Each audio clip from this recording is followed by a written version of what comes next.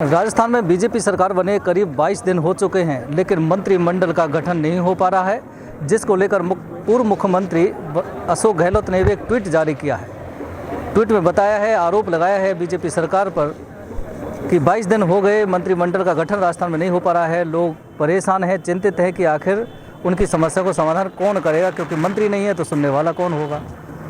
राजस्थान के विकास को गति कैसे मिलेगी। ये जो लंबा समय 22 दिन का एक लंबा समय होता है जो गुजरता जा रहा है, बताया जा रहा है कि अभी कई दिन और लग सकते हैं, तो विपक्ष का सवालिया निशाना उठाना लाजमी है। वहीं डॉक्टर सतीश पूनिया जो पूर्व बीजेपी प्रदेश अध्यक्ष हैं, वो आज आए थे भरतपुर महाराजा सूरजमल बलिदान दिवस के कार्यक्रम में। उनसे जब वार्ता हुई तो उन्होंने कहा कि पूर्व मुख्यमंत्री अशोक गहलोत पहले अपने कुनबे को, अपनी पार्टी को संभालें, बीजेपी की चिंता ना करें। बीजेपी अपना कार्य प्रणाली कर रही है, वो अपना विपक्ष नेता प्रतिपक्ष तक नहीं बना पाए हैं अभी तक। डॉक्टर सतीश पूनिया का कहना है कि जो पेट्रोल डीजल सत्ता में आते ही कम कर देंगे, बीजेपी पार्टी ने वादा किया था, मोदी ने वादा किया था। पेट्रोल डीजल को कम करने के साथ ही ईआरसीपी का मुद्दा भी सुलझाया जाएगा सत्ता में आते ही, इस तरह के वादा भी किया गया था। दूसरा वादा ये भी था कि 450 रुपये में गैस सिलेंडर गरीब महिलाओं को दिया जाएगा। तो ये जो वादे थे पार्टी ने जो किए थे, मोदी ने, नड्डा ने जो किए थे इलेक्शन कैंपेन के दौरान, उन सभी को पूरा किया जाएगा, लेकिन उसमें एक वक्त लगता है। 5 साल हैं सरकार के पास। आने वाले समय में सभी वादों को पूरा किया जाएगा, उसके लिए समय चाहिए होगा। प्रतिपक्ष सवाल उठा रहा है, विपक्ष सवाल उठा रहा है, लेकिन सत्ता पक्ष इस तरह के जवाब दे रहा है। अब सवाल यही उठता है कि मुख्यमंत्री बनाने में कई दिन इन्होंने लगाए, फिर मंत्रिमंडल का गठन बनाने में काफ़ी दिन लग रहे हैं। ना केवल विधायक चिंतित है, बल्कि आम जनता भी चिंतित है और इस उम्मीद में है कि जल्दी गठन हो, सरकार पूर्ण रूप से तैयार हो और राजस्थान में काम करे, जिससे जो मांग की गई थी उनका पूरा किया जा सके। जो वादे दावे सरकार ने, पार्टी ने सत्ता में आने से पहले किए थे, उनको पूरा किया जा सके। ये सब कुछ चल रहा है।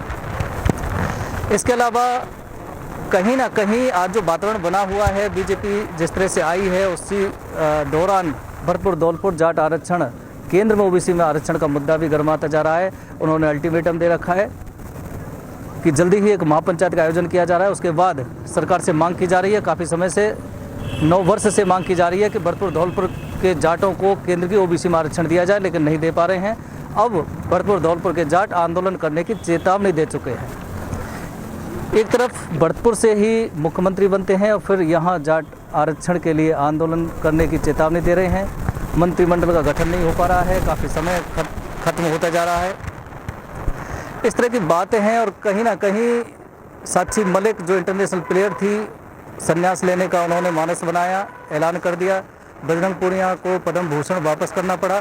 तो एक लंबी जो लिस्ट बनती जा रही है और खासकर ये बताया जा रहा है कि शिवराज चौहान या वसुंधरा राजे जैसे बहुत सीनियर लीडर हैं पार्टी में जो असंतुष्ट होते जा रहे हैं, तो बीजेपी के लिए आने वाले समय में बड़ी परेशानी का सामना भी करना पड़ेगा। लेकिन जब बात करते हैं डॉक्टर सतीश पूनिया, जो उनका कहना है कि बीजेपी एक ऐसी पार्टी सभी को साथ लेकर सकती है और छोटे से कार्यकर्ता को भी उनकी वैल्यू समझती है और उच्च पद पर आसीन करने का काम करती है, तो वो सिर्फ बीजेपी पार्टी ही कर सकती है। कांग्रेस में ऐसा कुछ नहीं चलता है। तो आरोप प्रत्यारोप के दौर जारी हैं, लेकिन इंतजार है मंत्रिमंडल गठन कब होगा। इंतजार है उन विधायकों को भी, कौन मंत्री बनेगा कौन नहीं बनेगा, लंबी लिस्ट में जारी हैं, रेस में जारी हैं। लेकिन कुल मिलाकर ये कहा जा सकता है कि जो दावे वादे बीजेपी में सत्ता में आने से पहले किए थे, वो कब पूरे होंगे, कैसे होंगे, उनका ढांचा क्या होगा, इस सभी का इंतज़ार आम जनता कर रही है। किस बुनियाद पे होंगे, किस स्तर पे होंगे, कैसे होंगे, क्योंकि देखिए समझना होगा कि ईआरसीपी एक बहुत बड़ा मुद्दा पूर्वी राजस्थान में है। डबल इंजन की सरकार आ चुकी है बीजेपी की, अभी भी अगर वो पूरा नहीं होता है तो लगता है कि फिर ये सियासत भी इस मुद्दे पर गरमाएगी आने वाले समय में। लेकिन कहीं ना कहीं विपक्ष भी यही कह रहा है कि ईआरसीपी को पूर्ण करना चाहिए, जो वादा किया था बीजेपी ने।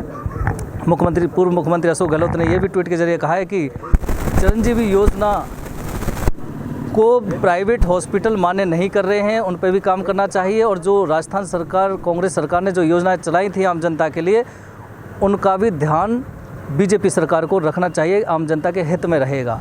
तो देखिए अभी समय है और समय रहते अपने वादों पर कितना अमल कर पाएंगे, कितना उनको पूरा कर पाएंगे, किस स्थिति में कर पाएंगे, मुद्दे तो बहुत हैं आने वाले समय में, क्योंकि जो मुद्दे थे वो आज भी हैं। कैसे पूरा होंगे, कब होंगे, उस सभी का इंतज़ार ना केवल आम जनता को है बल्कि विपक्ष को भी है।